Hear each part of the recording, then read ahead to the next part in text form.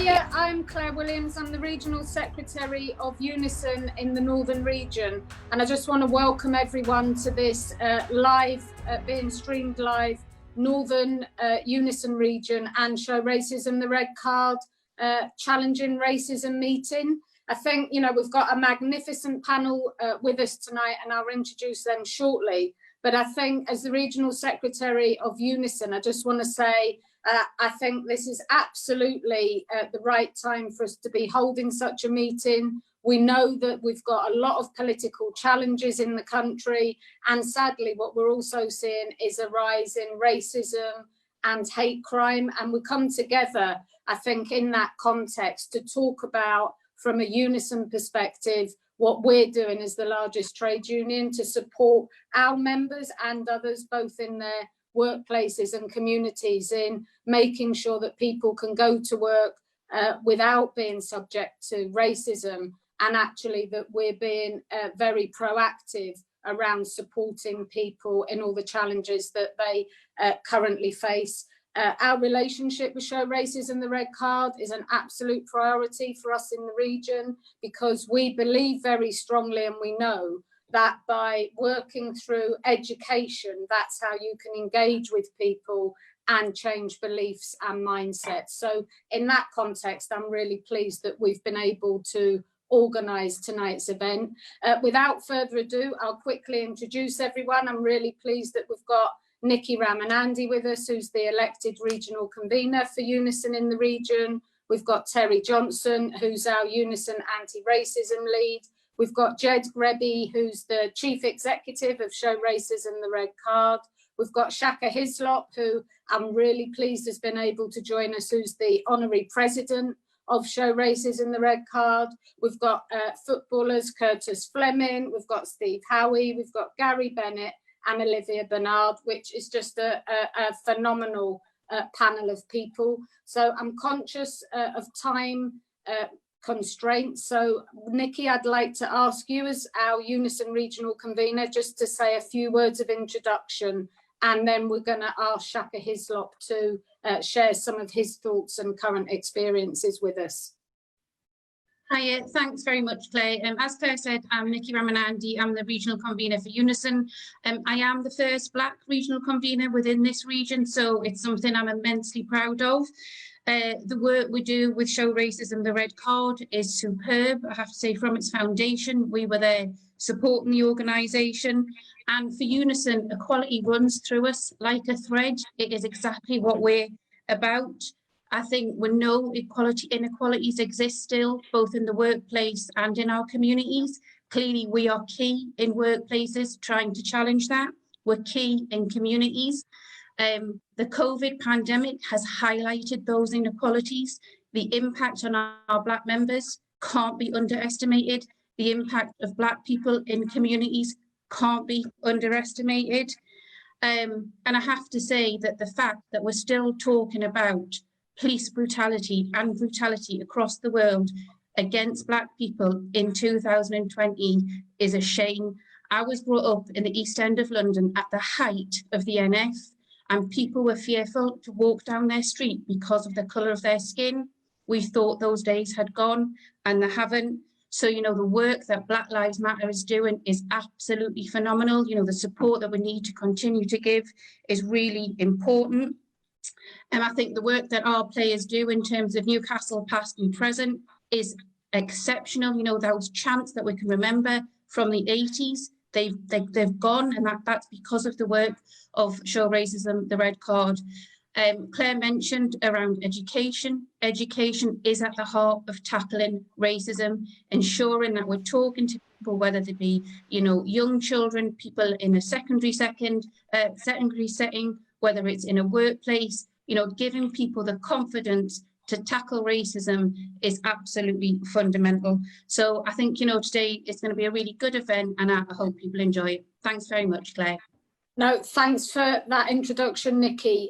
Just before I bring you in, Shaka, just so the people who are watching understand, that we will be taking questions live as we go through, and panel members will then be responding to them, so we can have a good debate. It's a real pleasure, and I've never sort of met you before, Shaka, so I'm really pleased to meet you, albeit it's virtually, and I look forward when we can meet in person. But I think it's brilliant that you've been able to join this event tonight, so over to you.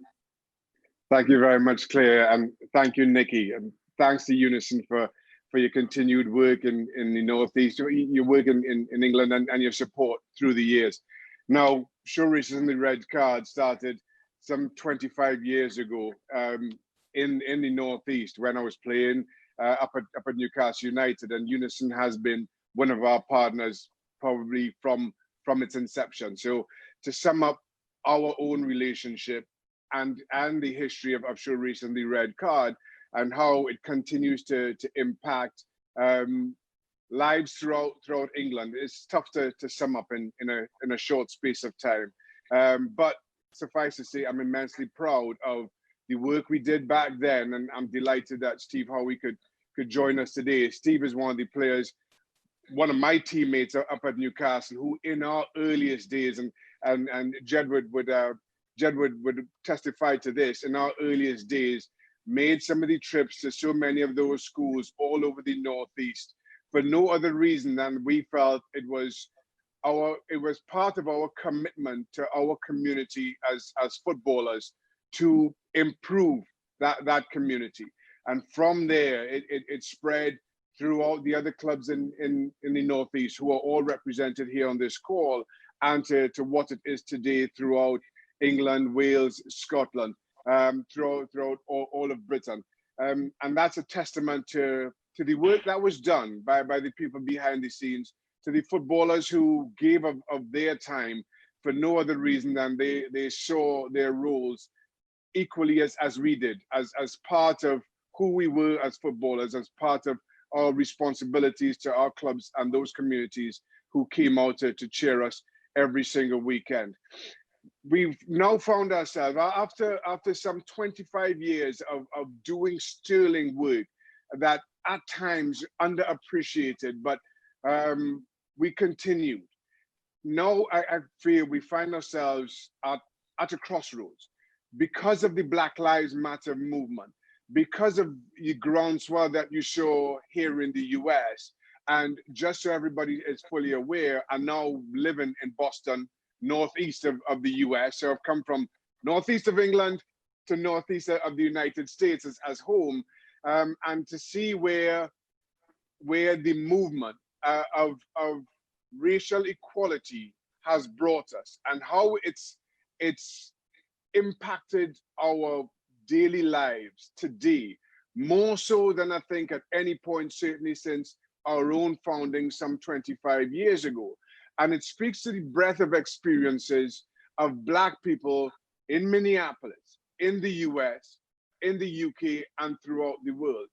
And it's not lost on me that it comes at a time, and Nikki spoke about the COVID pandemic and its impact on Black and brown communities, and the frustrations that have come with just generally us being indoors and observing our own communities and the spaces that we call home.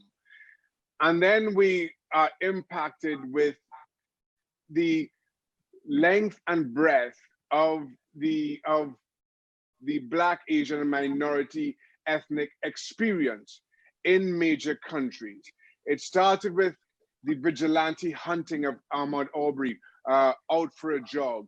You saw Christian Cooper have the police calling him by a white lady because he asked her to leash her dog, as the signs in Central Park asked. Breonna Taylor being killed in her own home, in her own bed, with a no-knock warrant, and then culminating with the murder of George Floyd at the hands of the police while they were being filmed and fully aware of what they were doing. And that was the spark. All those incidents were the spark to what you saw today, to people speaking about their own experiences, either as Black, Asian, minority, ethnic, and how we cope on a daily basis, from simple things. And I was having this discussion with Leroy Rossignol, another of our wonderful supporters almost from our inception, of just simple learned behaviors. Like when I walk into a store, I never keep my hands in my pockets because I don't want anybody to think that I've got anything in my pocket. Simple learned behaviors like that. When I walk into a department store, in a shopping mall, or wherever it may be, I stop, look at the camera so that they have a full photo of my face, so they know, whoever's behind the camera on the other end of in the security booth, know I am not a threat and I am not there for any hidden purpose. These are little things that we pick up as Black, Asian, minority, ethnic members of your community. We've also had the other side to it, where we've had to have these uncomfortable conversations with our white friends, with our white supporters, who may not appreciate the little things that I speak about, who may not understand how the impacts of COVID on our minority communities have on us as individuals, have on us as friends, as fathers to our own children. And similarly, how when people die in the streets, how that impacts who we are, and how we, and the conversations that we have to have with our own children. My youngest son is just turned 13 last month, and just after the George Floyd murder, I walked into the kitchen to hear my wife speaking to him about what it means to be Black and male in this society, and the threat that it may pose at a time where he's starting to go out on his bike with his friends. He's got his mobile phone, but still the message that we have to give to him is that in the eyes of the law, you may not be seen as equal to your friends. Even though your friends see you as equal, even though you feel equal to them, you have to be aware of how others may perceive you simply because of the color of your skin, and how you act as a result. Now, I always knew that we have to have this talk with all our children, but in particular, my son, as a male. I just never thought I'd have to be having it now at 13 years old, when maybe he doesn't appreciate the gravity of what's happening around him. And that was shuddering for me. My response to that was, my wife and I decided, despite the pandemic, and certainly at the time, Boston was a hotspot here in the US, to join a Black Lives Matter march. We thought long and hard about it, and we decided that we needed to do that. We needed to be a part of it. So we grabbed our gloves, we grabbed our masks, our hand sanitizer, and we headed into Boston with our eldest daughter, who was born in Newcastle, as it so happens, and joined a march. And as concerned as I was leaving home in the midst of a pandemic to join the march, my takeaway from it, I simply did not anticipate or expect. It lifted a heaviness off of me because of the youth that were there, and people turned out in their thousands. But they were young, they were diverse, they were energized, they were motivated, and was all done peacefully.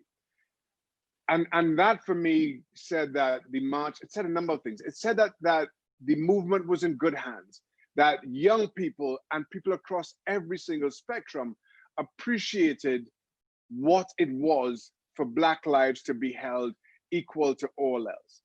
And for me, it's a human rights issue. It's not a zero sum where if Black lives, if Black rights are lifted, somebody else's has to be pulled down. It's a rising tide. When our rights are lifted, all rights are lifted in unison. A rising tide lifts all boats. When the rights of Black people are triumphed, equally so are the rights of women, are the rights of our Asian community, of our LGBTQ community, of our immigrants, of our asylum seekers. everybody benefits. And I think that's what you saw in the turnout. And we have to continue to champion all rights equally in going forward with this. It now becomes, how do we take this movement and make meaningful change across all our spectrum? We at SRtRC and the Red Card have always focused our energies and our efforts at the school age. Education has such an integral and outsized role to play in equating, in lifting all our lives to equality. But education doesn't start or stop in schools. And as much as our focus has been on elementary and child education, I also make this point that I feel that football has always been perfectly positioned to lead, to educate. Education, as I said, isn't just about schools. It's about reading. It's about knowing your neighbor, understanding their own struggles. And why I feel football has always been perfectly positioned. And as I said, I've got former teammate Steve Howey on the call here. Where else can you find somebody from Trinidad and Tobago sitting in a 20 by 20 or 30 by 30 room with somebody from Sunderland who's now representing Newcastle, and 5 feet away is somebody from Colombia, and across the room is another player who is from London, and somebody from Ireland, and we have Philippe Albert from Belgium. Where else can you get that as an experience? Where else do you take all those different backgrounds, all those different personalities, cultures, languages, and go out onto the field every single weekend with the same cause? And if one of us isn't having a bad day, we know it's our responsibility to lift them up. And if we're having a good day and somebody else isn't, equally, it's our responsibility to help them as best we can.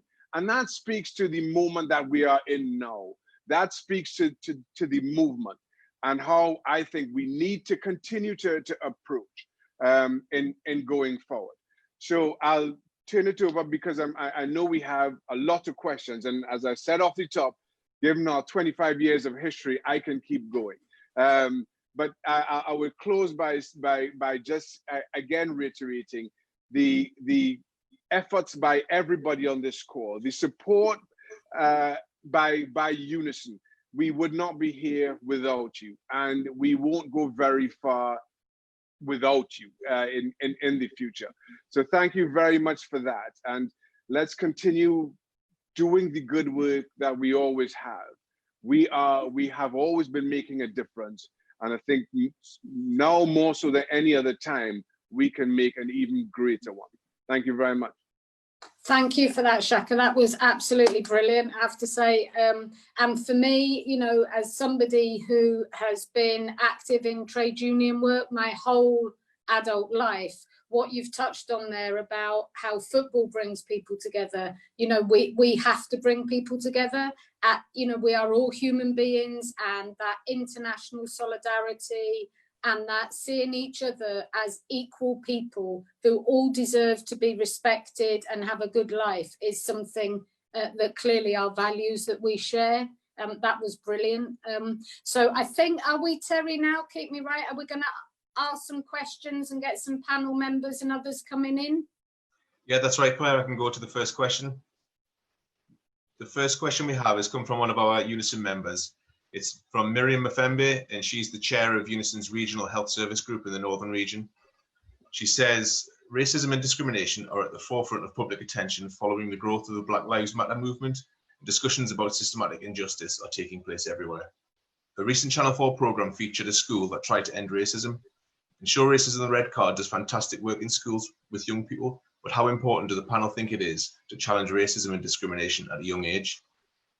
So I think I'm going to start with Steve. So Steve, do you want to respond to that? You're on mute.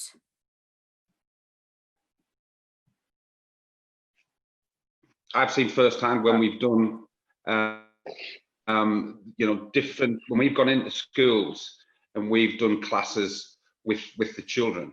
The classes that we've put on, obviously very educational, and you can see in the kids' eyes that, you know, little things that we say, it kind of makes a difference, and you can see it actually sinking in, because a lot of these children, I mean, look, we all know children aren't born racist, but even if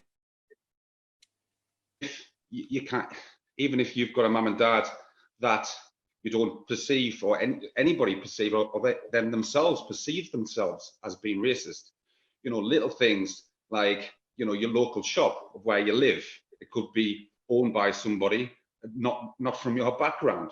And of course, the little things that get mentioned, then, you know, it's children maybe think it's all right to call who owns that local shop by that name. And it's the same even if they hear the parents when they're ordering food. And for some reason, they think, well, that's the norm. Now, that's where the problem starts, because that is not the norm at all. And I think... Should we move on to the next question? Maybe move on to asking Gary and Curtis and Olivia about that question, I think. Just following on what Steve was talking about in regards of education. Education is key, and the young people is key as well, in regards of talking about racism and how it affects us all. You know, we all got a religion, we've all got a culture, we've all got nationality, and a colour of skin. And yes, you know, it's not just about black people, brown people, you know, white people can be affected by racism as well. And again, it's about, you know, what support there is around, what you can do, especially if you do face racism, and actually letting people know what racism is all about. And again, you know, I think especially in my time, you know, it's sometimes when you go back into the 70s regarding, you know, you can look back at the programs what used to be on telly, you know, like, you know, the comedian, you know, the black and white minstrel show. And I think at that time, I think a lot of us maybe have been guilty in regards of going along with that and accepting it. But now, because we've been able to educate ourselves a little bit more, we're in a place where challenging situations, you know, sometimes when you think that you're feeling uncomfortable, and you can.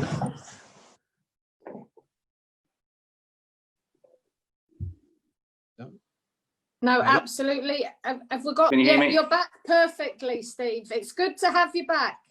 I've been having problems left, right, and centre with these connections. Yeah, I mean, as I was saying, I think that you know, when parents are maybe, you know, ordering some food and stuff like that, it just becomes where kids will probably think, well, that's the norm, which obviously it isn't. I mean, my biggest hope is, whilst I think we do an amazing job with SRtRC and the red card, I just think, you know, can the schools, even though we go into the schools, can the schools themselves do more? And that means, look, fair enough, we go in, but then, you know, the kids sometimes, they'll sink in exactly what we've been saying, but then maybe in a couple of weeks' time, it's gone again, because, you know, that it hasn't been retouched, it hasn't been revisited. And I just think, you know, it maybe that it is a big ask, but can it be done more in the schools? Can the kids get more education with it?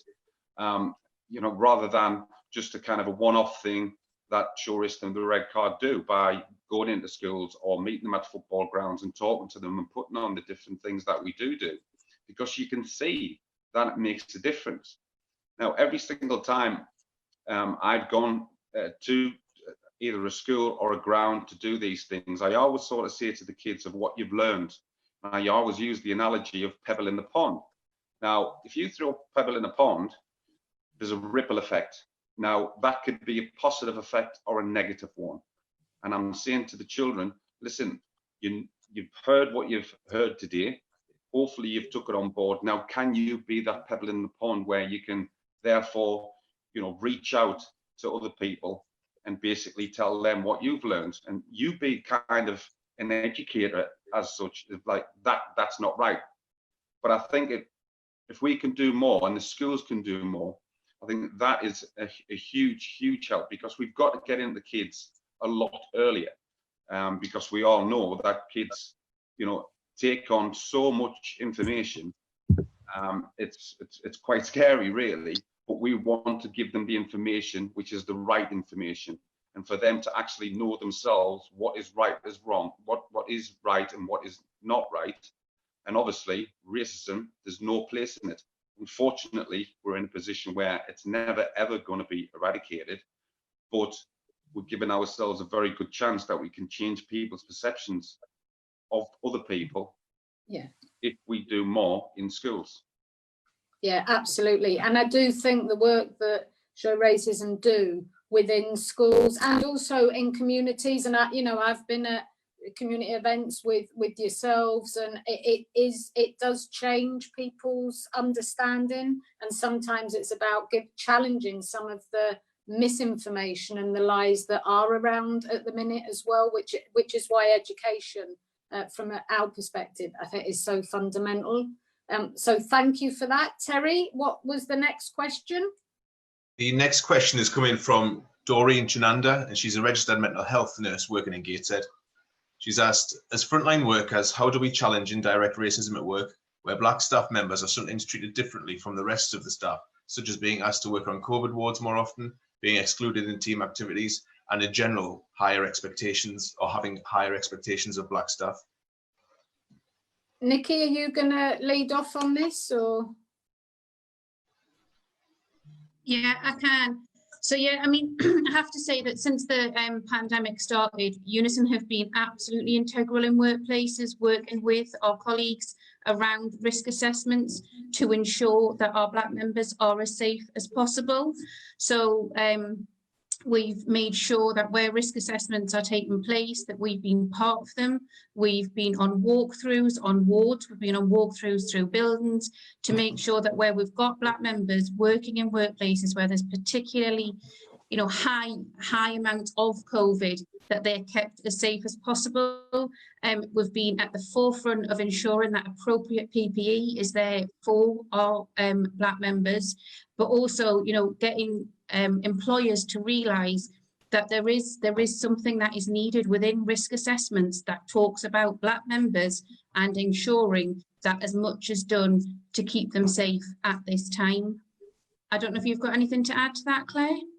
Yes, I mean, clearly from a UNISON perspective, as I've said, we're the largest trade union. We organise across public services, and we have our, you know, founding core is that commitment to promoting equalities, but tackling inequality and discrimination. So we have a very, very active Black self-organised group, and what we've been doing through this pandemic, because as I think Shaka was saying really well at the start, what the pandemic for me has highlighted is what we have spent a lot of years campaigning against, which is inequalities in society, you know, and if we look at the structure of our societies, which then gets carried into workplaces, we know, Nikki, don't we, that, and we're doing lots of work to see our Black staff overrepresented in the lowest paid jobs, our Black staff overrepresented in not being able to get access to training, to be able to get job promotions, to be in higher paid jobs, actually to be in senior leadership roles within organisations, and that general decision making on a day-to-day basis. And again, I think that's why working with Show Racism is so important, because it touches on something about the work we're doing in relation to training around unconscious bias. So it's not always just tackling overt racism when you come across it in a workplace. Actually, again, it's the stuff that Shaka was talking about, is tackling the unconscious bias and that systemic, structural and institutional racism that sometimes I think people don't realise is happening on in their decision-making process, but is. So I think, you know, the package we have as a trade union, but working with other organisations, is about tackling all of those different strands and those different ways that people and our Black members experience racism in a day-to-day basis, in their workplaces and in their everyday lives. So I don't know if anyone else wants to come in on that, or do we want to move on to the next question? Terry, you have all the questions, so we'll let you ask the next one. Okay, so this one is around football. It's come in from Alistair in the care sector. He asks, it was reported in 2018, after Gareth Southgate was appointed, that the English FA would adopt the Rooney Rule and have at least one Black, Asian, or minority ethnic. Oh, can you hear me? Yeah. Oh, sorry. I'll continue. So after Gareth Southgate was appointed, the English FA would adopt the Rooney Rule and have at least one Black, Asian, or minority ethnic candidate interviewed for the England manager's role in the future. Do you know if they are to extend that for other roles within the English FA, and also how have other UK football associations responded? Oh, who's answering this first then? Does someone who's not had a turn yet? Curtis, do you want to have a go at? I was hoping Shaka would, but it's okay. It's okay because he's He was refusing to answer. He comes across intellectual. I was asking him to explain that to me first. No, I think there's been a lot of coverage recently because they're going to give 6 spots to BME coaches to go to EFL club or the FA and the PFA have got together. I think it's a drip in the ocean, but it's a drip that maybe can lead to a waterfall. I don't think it's enough. I think the Rooney Rule came in and it was discussed in the English FA. They brought it into the EFL, but they brought it in as a voluntary. They said, yeah, okay, we are. And everybody, the way they did it with the headlines, but when you got to the small print, it was voluntary. And for me, that was a real shame because they had a chance at that time to make an impact and really show that they were willing to make a difference. They threw it out and this big, huge, probably 80-page thing, but in the last 2 lines was, it's voluntary, you can do it, but you don't. So if you've always thought that a Black coach or a BME coach wasn't going to be good enough to come in or even to be an applicant for one of the jobs in your club, you were still in a position to stop him. You could say I tried, but the applicants weren't good enough. I've been down to the House of Commons on a couple of occasions with show races in the red card, and we had a huge debate about this. And my biggest thing was that if I'm a young Black coach starting, or I have started and I want to start, and the football, we love football. First and foremost, we're professional footballers, but at the end of the day, we picked up a ball and we loved it so much, and we were lucky enough to play professionally. But really, I would have been playing on the streets with my friends if I couldn't have been professional. But next best thing is coaching. But if I'm looking now, I'm thinking, if I'm a Black young coach wanting to make a living out of the game, I'm thinking there's no jobs for me there. And that seems to be the mantra. The mantra was always this. So when we've gone to these meetings, I've heard even, we had some delegates from Show Race and Red Card saying that there are no jobs. The biggest thing for me is we've got to fight that. We've got to break that glass ceiling. And we have to say that we're going to break that ceiling, and there are jobs, and someone's got to do it, because that mantra of there's no jobs means we're going to lose a generation of coaches that could be unbelievable England coaches that could manage Manchester United, because they think they're not going to get an option. I'm going to go off and do something else. And I think that the English FA for me is, when I look at everything, I was a young Black kid growing up in Dublin, and I remember seeing Ireland play. And when Ireland played, they had a little Black right back with loads of hair, and he looked exactly like me. It was Chris Hughton. And when I looked at him, and whether I knew it or I didn't, I looked up and I saw something that looked like me, that would give me the hope that I could get there, that I strive to get to play for my country one day. And I think when you look at the FA, I don't look up. I don't look up and see any chance for any BME coaches or anybody in a powerful position that looks like me or has a chance of even getting close to it. You can talk all you want, but I think actions always speak louder than words. And I think that the Rooney Rule, we can talk and we can talk and we can talk. It's fantastic. But till there's action made, and something happens. We have some wonderful black coaches. And the last thing I'd like to say is that when my argument at these meetings when we went was, we're not looking for a free job. We're not looking to get in. What I'm saying is we are educated. I'm a pro licensed coach who's been in the game for 16 years. I've coached world-class players. I've coached in the 13s and the 16s. So when I go in, I know my job. All I'm looking for is the chance to get through that door. And when I get through that door, I'm giving myself every option and every chance to get through that door. And when I get through that door, then it's up to me. My philosophy may not suit with the club that you're going to. My beliefs, my shape, there's so many different things. But at the moment, you think I've only go so far. But the biggest thing for me is that I'm not stopping. I'm going to kick the door down and we're going to get the route, because maybe in 5 years, someone says, oh, I saw a black coach, or I was speaking to a black coach. He said, you can get there. We can get there. He got there. And that's what I think the association needs. And the biggest thing I always keep saying, and the argument is, everybody keeps saying that the Rooney Rule is just giving you a chance to just stroll in. You happen to be black. You know, you happen to be black and you've done a little bit of coaching and you're going to go for the Man United job. No. What we're saying is, please get Clarence Seedorf in. Clarence Seedorf has coached international teams, or he's coached world-class teams. You know, so how is it going to be different? You know, he can coach at that level. But what we're saying is that we don't think that there's a real equality to the assessment of candidates when they come. And it shouldn't be down to the color of your skin. It should be down to the love of the game. It should be down to your knowledge, to your philosophy and your beliefs, and not just the color of your skin. So that were my thoughts on the FA. But they were outstanding thoughts. So thank you very much for that. Terry, are we moving on to the next question? Andrew, yes, we've got a question from Jenny Black, who is the chair of North Tyneside Local Government Branch. She asks, the recent BLM protests were quickly followed by the Black Trans Lives Matter protest, which unsurprisingly attracted little media attention. Black trans people face increasing hostility on two obvious fronts: their gender identity and skin colour. The hostility comes in the main from general society, but also in part from the LGBT+ and the black communities. Does Show Racism the Red Card have the capacity to extend its work to reach the more marginalised black people in society? Are you going to answer that, Jed?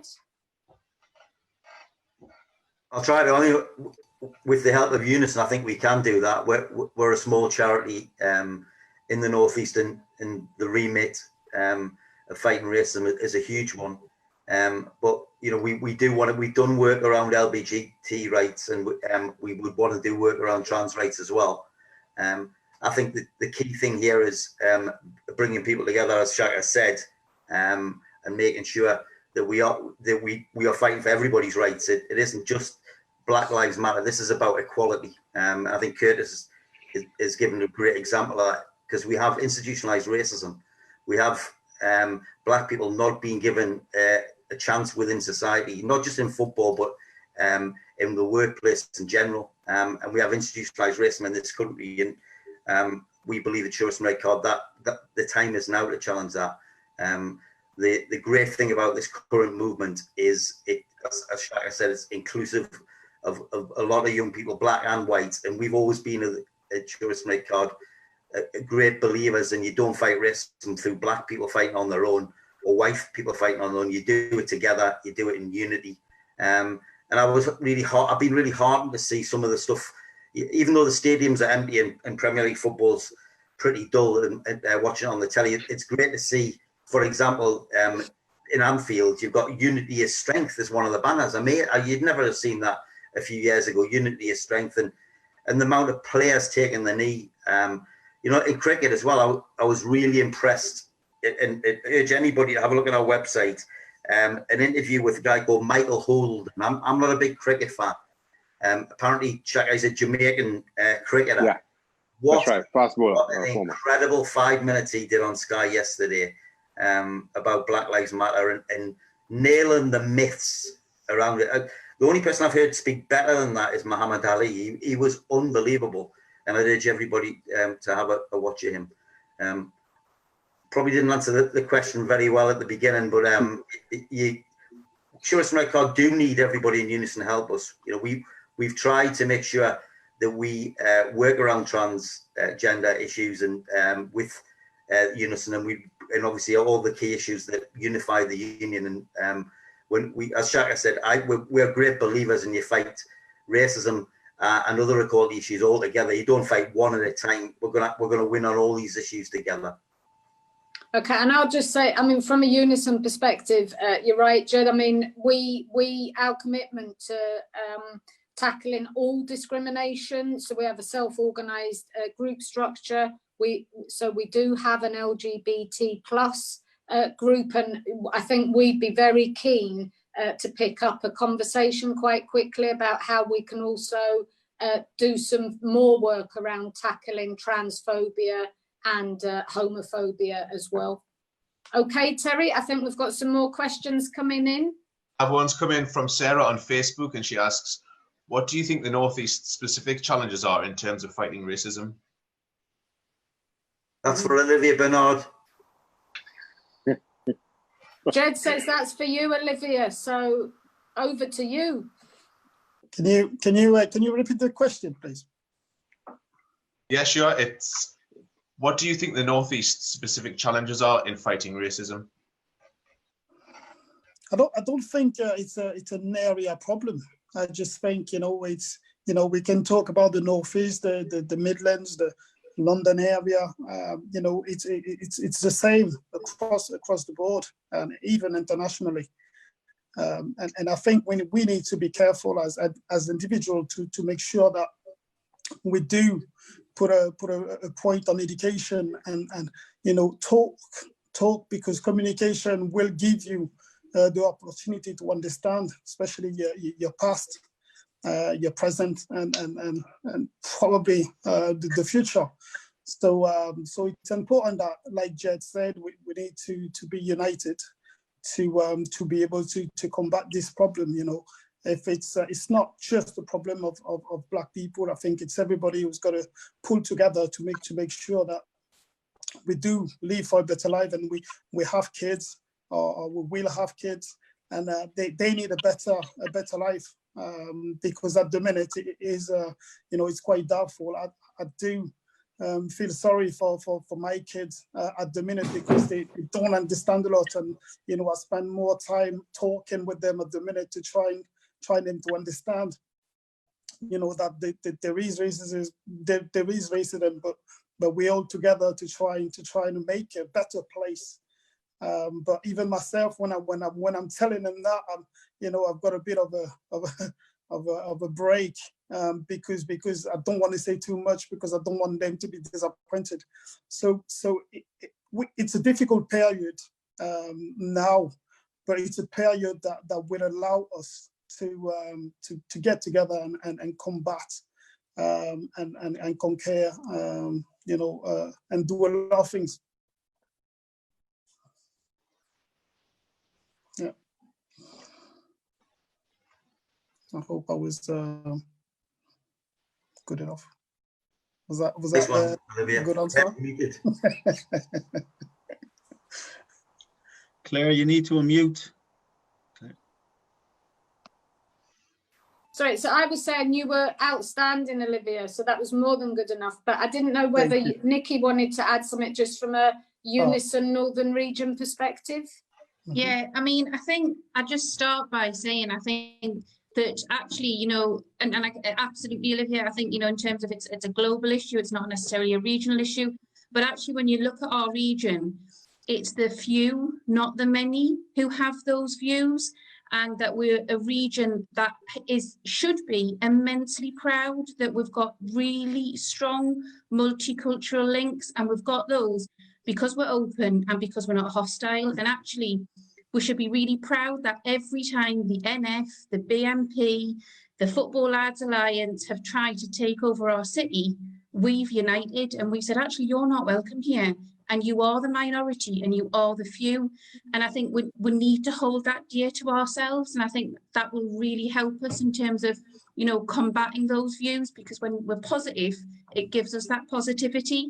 Yeah, and, you know, in terms of, from a Unison point of view, absolutely, Claire, you know, the fact that we do have self-organisation, you've talked about that, and I think it brings together all those strands in terms of equalities and how we challenge that across the board. Okay, that was great, thank you. Terry, let's move on to the next question. So the next question is from Kat Sainsbury. She's one of our, well, she's the Women's Officer for Stockton Local Government Branch. She asks, I work with asylum seekers and feel that people fleeing persecution who seek sanctuary in the UK face discrimination. They are denied the right to work, can only access limited healthcare, and are often placed in inadequate housing where conditions breach basic human rights. A recent review of support rates awarded claimants an increase of less than £2 per week for the additional pressures caused by the pandemic. Added to this, the politically motivated hostile environment, which returns many asylum seekers to dangerous situations around the world. My question is the Home Office institutionally racist, and how can UNISON and Show Racism the Red Card raise awareness of the injustice of government policy? Who wants to kick off trying to answer that then, or indeed answering it? Anyone? I'll give it a start, yeah. And I know Curtis has been involved quite a lot in the refugee and asylum movement in Teesside, so you might want to chip in. I mean, I think the hostile. If you look at why we've had this movement, Shaka touched on it at the beginning. The murder of George Floyd was the spark, but there's been years, in fact, 400 years in terms of Black people of persecution that's built up to this. But in particular, we're making a lot of progress. You know, the analogy Gary and the footballers always make is that through football in the 1980s through to the 90s, and the things progressed dramatically well. But in society now we're going backwards, and I think the hostile environment is one of the reasons for that. That politicians, and it wasn't politicians of one particular party, because it started with the Labour Party under Blair, started blaming immigrants and stopping refugees. We were always a country that prided ourselves on, if somebody was being persecuted, allowing them to come into this country. And now we've got some of the harshest laws in stopping people and criminalizing people whose crime is to want to leave a country because of war, because of famine. And I think it reflects really badly on the whole of our society. You know, anybody who's listening, look at your family tree, look at what your family have done. Do you want a world where Donald Trump puts up walls where you can't travel? I mean, currently we're in that world, aren't we? COVID-19. But we could have a world where you cannot travel anywhere. That, you know, if you start putting up barriers and walls like Donald Trump's proposing, then other countries will do it. And I'm a great believer in, you know, young people don't want that. They want a society where people get on with other people, where they're allowed to go anywhere in the world and mix with any friends they want. And unfortunately, the hostile environment, the Windrush scandal, and other things that we've gone through in this country prove that we have institutionalized racism. And let's not blame the Home Office. It's institutionalized racism right from the top of society. That this is why we have institutionalized racism. If working class people do not create institutionalized racism, it's created at the top of society by the ruling class to divide us. And you know, I think that's one of the big things that we need to challenge in this movement. That's where we are now. We need to challenge it from the grassroots, but say that it's the top of society that's dividing us. Curtis, you've done quite a lot with refugees, and sorry to put you on the spot, Mayor, but yes, Jed. In fact, I know Kat Sainsbury, as you know, and my wife works for her in the charity called Justice First in the Stockton area, which helps people who have been displaced and asylum seekers that have come into the country. The biggest thing, I just wrote down a couple of things here: hostility, fear. You know, what people have done. You meet some of the people, and some of the stories that you hear are absolutely frightening, unbelievable, heart-wrenching, inspirational, to try and to escape the kind of the problems that they've had. But what they've done in England, I think they've stigmatized these people and they've put a fear. You know, we've had arguments, and we do receive letters to the charity to say that, you know, if you're an asylum seeker, you get a new car if you've got a family over 6. You know, if you get a 3-bedroom house or a 4-bedroom house. And straight away, that breeds fear. And that's coming from the media. The media are huge supporters of this. And media, a lot of the media outlets are connected to political groups and political parties. So it's just coming all the way down. It's coming down, the wall is dripping into that. The truth is that we've got so many people, and especially in the Northeast, I love the Northeast because I think it's an area of the country that's very, very accepting. It's an accepting area, you know. Middlesbrough, I walk around Middlesbrough and there's Kildare Street and there's Wexford Street, and I think of Ireland and I think of home and I think of all the steel workers that came over and faced racism when they first came over because people said they're coming to take your jobs, like they're saying now. You know, we speak to people all the time. We speak, people come into the charity. My work folks there, I do a day here and there when I can, and you speak to them, and £2. Think about £2, you know, the difference the £2 would make to all of us sat where we are. We would probably smile and go, hold on a minute, what am I going to get for that?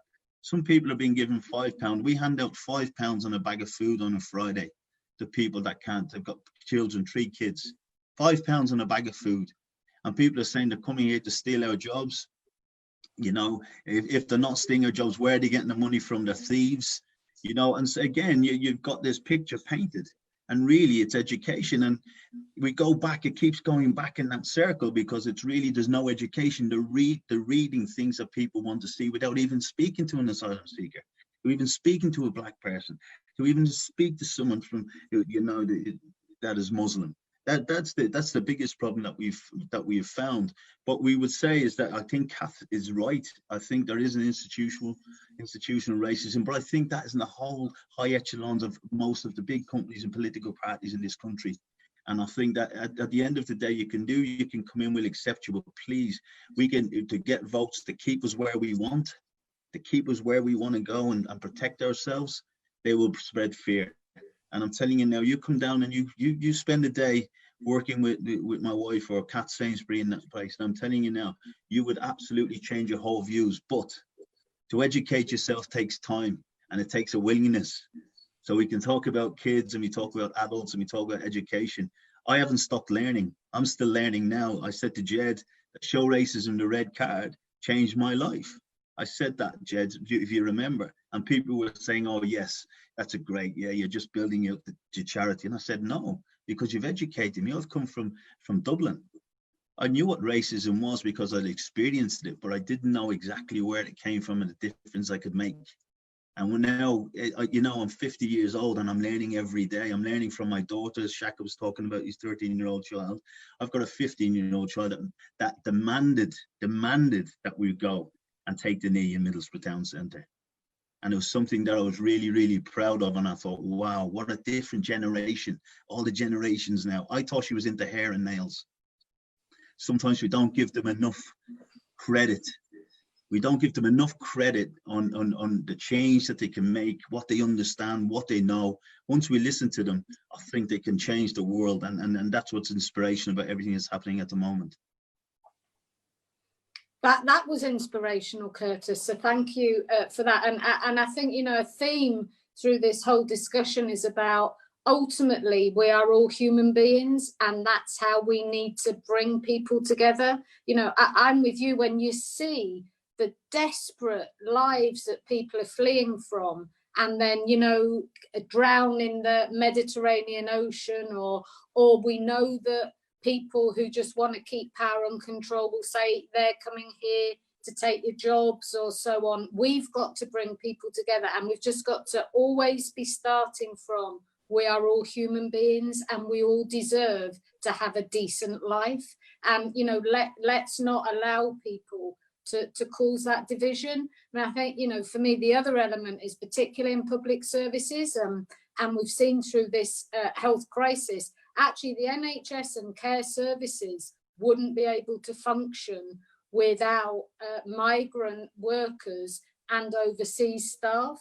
So, you know, and this government is still actually now, through their new immigration policy and their point system, will disenfranchise a lot of those staff who are currently delivering our critical and essential public services, because they're going to say, well, you're not earning enough money to stay here. So yeah, it is structural, and it's institutional, and that's why I'm proud UNISON and others on this panel are working together to challenge that way that society is constructed currently. So Terry, do you want to bring us another question? I can do, yeah. We have a two-part question from Tanya Pretzwell. She's our chair of CNTW Health Branch. So firstly, she asks, well, she says, as a branch, we like to ensure that reps are regularly updated with Show Racism the Red Card training, in particular the unconscious bias training. And she's asked, when will this online training be available? So I could probably answer that, because we have just agreed a new work program with Show Racism the Red Card. And the first part of that will be unconscious bias training that we'll be delivering to all of our staff and activists in the region. And that'll be followed up by 3 2-hour workshops covering things like barriers to prejudice, the role of law and legislation, recognising and responding to prejudicial incidents, and the language of equality. So that will be coming out within the next couple of weeks, and then going forward over the coming 6 or 7 weeks as well. But the second part of the question she asks is, COVID-19 has thrown up a lot of issues for our Black members, not least Black staff being perceived by colleagues to have preferential treatment when being deemed at high risk for being asked to work from home. What can be done to support our Black members and to educate the wider workforce around these issues? Nikki, are you going to pick that up? I can pick some of that up, and maybe you want to come in as well a bit. I think you've touched upon it, the last question by one of the previous people who submitted a question. Nobody's been done a favour here. The fact that there is a need to protect everybody, but clearly what has been shown is that Black people are more susceptible to COVID-19, and therefore measures need to be put in place to protect those people at work. That's not unreasonable at all. And our job within the workplace as reps is to talk to our colleagues to say, actually, if you think that's unreasonable, why do you think that's the case? And to start a conversation with them, have a conversation about why that's happening, and turn that negative into a positive. You touched, Terry, upon some of the educational programs that we've run. We've run a really successful ambassadors training program. It's put people back into the workplace to be aptly trained to answer questions like that, to say, actually, this is for a really specific reason, and it's really, really important that we're there to protect people and keep people safe at work. Yeah, I mean, for me, Nikki, I think you're spot on. And again, it's been said previously, and Shaka made this point, you know, our view in UNISON is quite clear, isn't it? To make sure everyone is safe and protected at work and generally in life doesn't disbenefit anybody else. So it's not one or the other.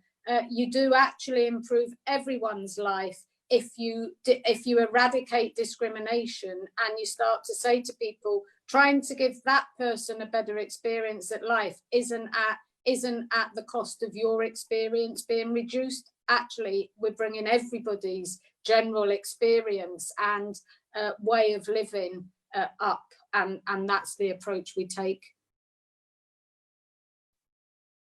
Terry, have you got another question? We do, yes. This one's coming from Facebook. It's Scarlett on Facebook has asked, or she said, a lot of people have taken to social media to show support for anti-racism, but what advice would the panel give in terms of how people can make a difference beyond social media?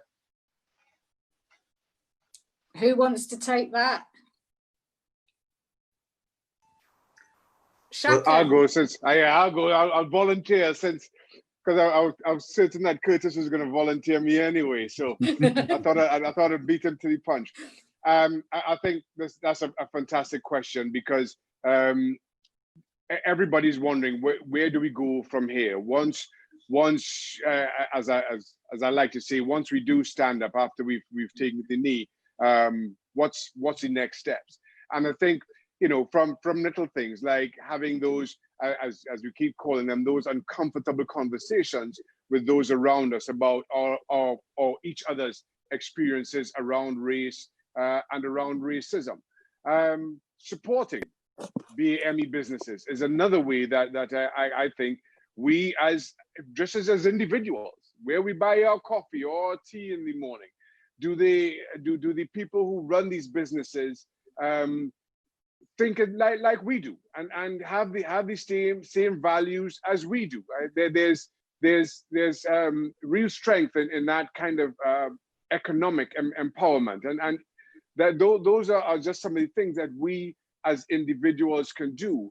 Then in the workplace, can we ensure that everybody's rights are represented equally and are held equal?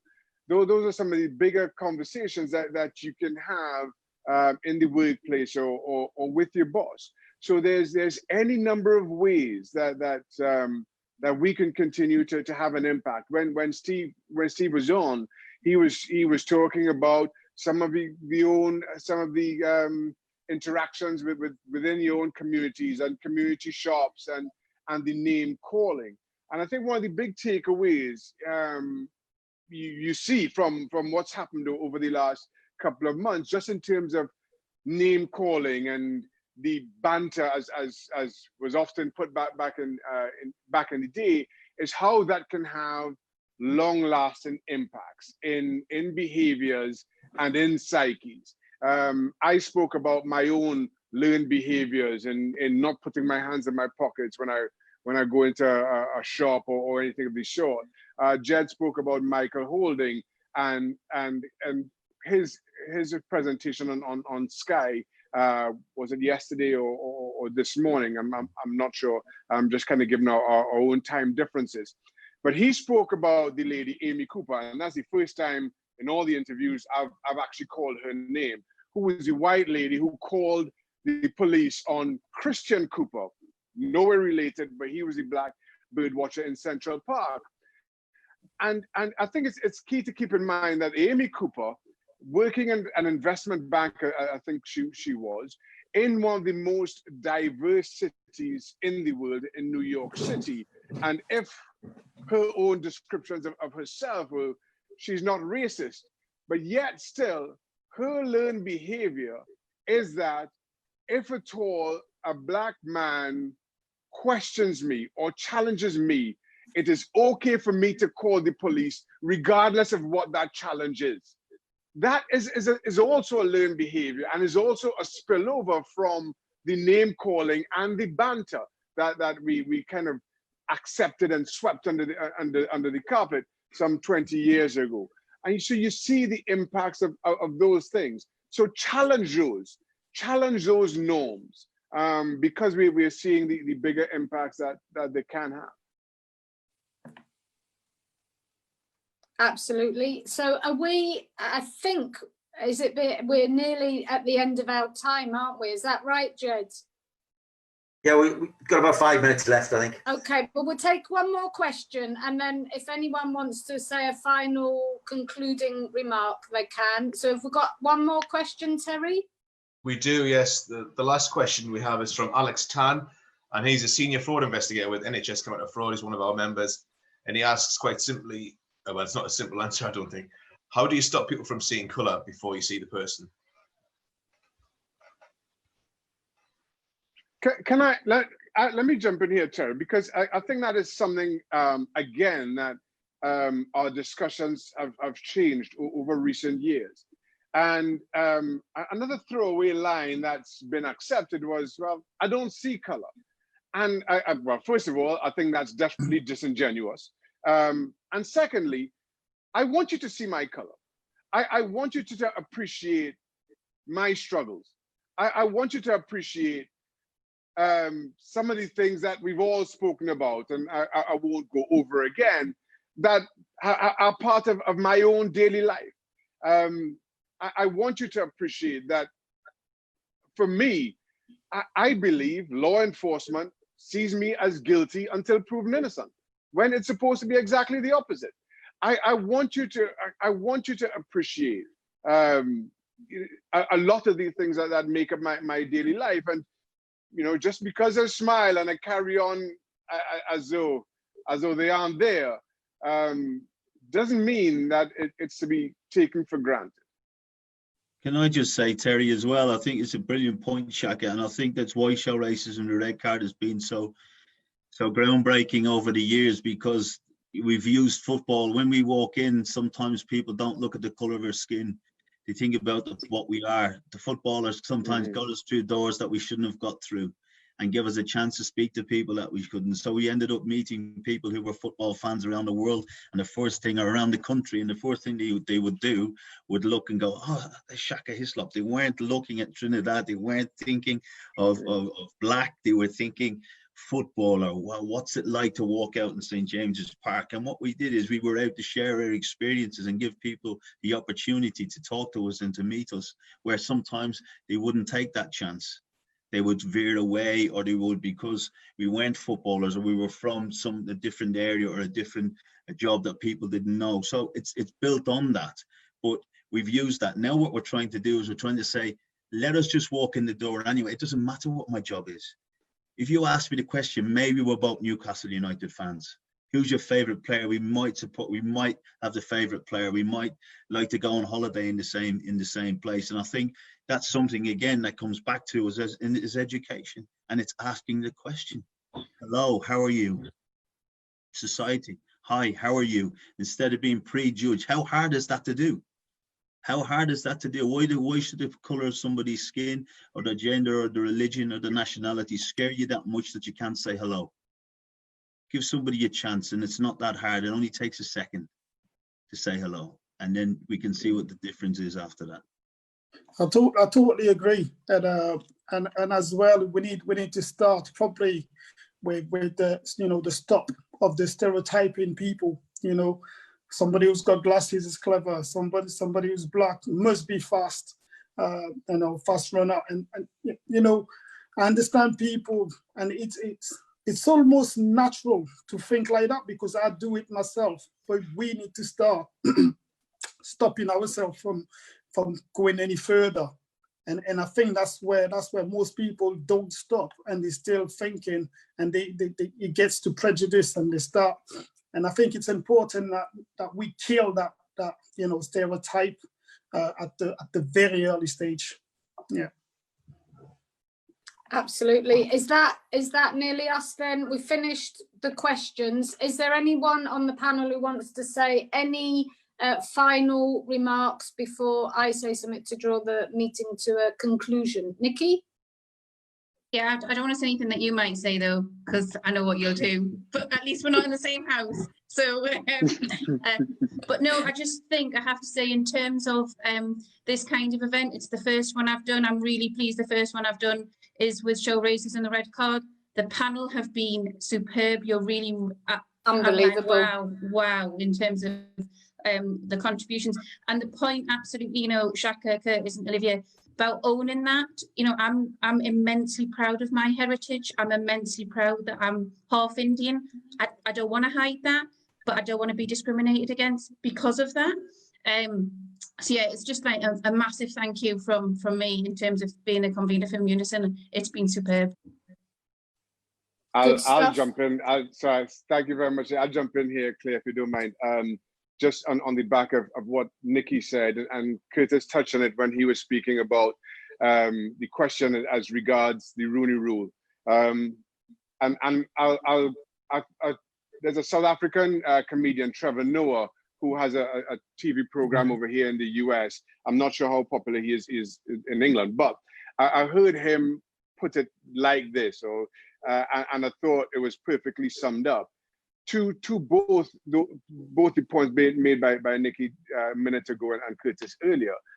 No one is asking you to hire me because I'm BAME. I'm asking you to stop not hiring me because I'm BAME. And I think that speaks to football coaches. That speaks to our experiences in the workplace. I'm asking you to stop not promoting me because I'm BAME. These are the challenges that we face every day, and these are the messages that we want to get over to our peers, our employers, general society, with a little more consistency. The last thing I'll say, and a week ago, Jed and I were on a call with the all political party group, and there was a representative, and a Scottish lady, I believe her name was Anne, I can't remember her last name, but she made this point, and I thought it was perfectly put. And her partner is Jamaican, she's Scottish, and she was making the point that she grew up in Glasgow, truly knowing, understanding, and believing that the city was built by Glaswegians who looked exactly like her. The engineers and the architects all looked exactly like her. But it wasn't until she met her partner and that she began to understand that it was in the sugarcane fields of Jamaica and in Trinidad and Tobago where England, as a colonial power, earned that wealth. And her question was, so who has a greater claim to Glasgow, the city now? The engineers and the architects, or the people who provided the capital, the finance to build Glasgow into the city that it is? And that for me, I will always remember that, and I still can't get over it, and will share it as widely and as often as I possibly can. And it speaks to, finally, and Curtis and Olivier touched on this earlier, the education that has come to us in being involved with Show Race and the Red Card. I've always felt I've learned more in going to schools and speaking with kids than I felt I have imparted. And again, thank you, Nikki. Thank you, Claire. Thank you, Terry. And to everybody who asked questions, for allowing us an opportunity to speak our own truth and give us a whole lot more to think about, and allowing us to learn all at the same time. Thank you all very much for your time. So I'll just conclude by thanking all of you, because I think this has been an outstanding discussion, and the contributions have been absolutely top class. I think, you know, from a UNISON perspective, we understand that through education is how you change things. People need to be educated about politics. We need to be educated about the construct of our societies. We need to be building international solidarity. You know, sometimes people will say to us, well, why as a trade union are you know, building alliances in Colombia, Sierra Leone, and across the world? And that's because we understand that the only way of making life better for everyone is to challenge some of the vested interests, the power structures, and bring people together. And that means understanding the past. It does mean, I think, you know, with the Black Lives Matter movement, challenging a history of racism and slavery and empire. Because, you know, and I'll end with this, because it's the Durham Miners Gala, or the big meeting on Saturday. It's a virtual meeting because of COVID-19. What to me, COVID-19 has really shone a light on is the structural inequalities in our society, and the fact that it does matter where you live. It does matter what the color of your skin is, and your life, you know, that impacts on life expectancy. It impacts, as we've heard so eloquently, on whether people are able to actually get through the door for a job, let alone a job promotion. And that's why we have to, as trade unions and as you know, other campaigning people, constantly come together, because ultimately the slogan of the Maras, which is the past we inherit but the future we build, is absolutely spot on. I don't want to live in that past. I want a very different future today and tomorrow. And working together and in meetings like this, to me, shows that we should always be hopeful, because we can change the world for the better. So thank you all very much. And I feel really privileged to be able to have contributed and chaired this meeting. And on that, we'll finish. But thank you all very much.